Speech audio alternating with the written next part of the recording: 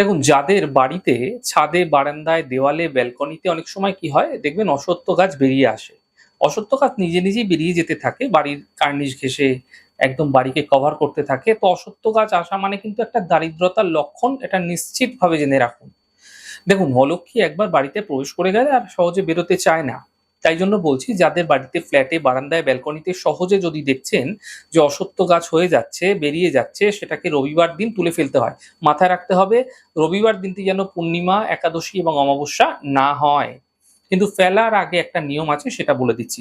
সেটা হলো, রবিবার দিন সকালবেলা একটা পাতিলেবু নেবেন এবং একটা পাতিলেবুর মাঝখানটাকে একটুখানি চিড়ে একটা কাঁচা লঙ্কা নিয়ে একটু চিড়ে দেবেন। তারপর লেবু এবং লঙ্কাকে একসাথে একটা কালো সুতো দিয়ে বেঁধে আপনারা কি করবেন, যেখানে অশ্বত্থ গাছ বেরিয়েছে তার তলায় আপনারা রেখে দিন বা তার মধ্যে পেঁচিয়ে দিন।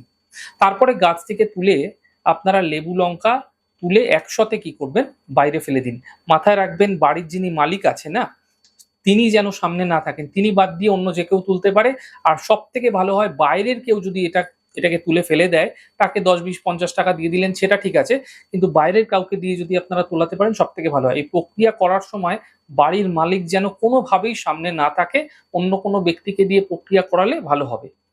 এই প্রক্রিয়াটা সঠিকভাবে করলে বাড়িতে অশ্বত্থ গাছ বেরোনোর প্রবণতা ধীরে ধীরে কমে যাবে, আর অলক্ষীর প্রবেশও কিন্তু দেখতে পাবেন না, যার যার কারণে আপনাদের জীবনে দরিদ্রতা প্রবেশ করছিল, সেখান থেকেও আপনারা বাঁচতে পারবেন।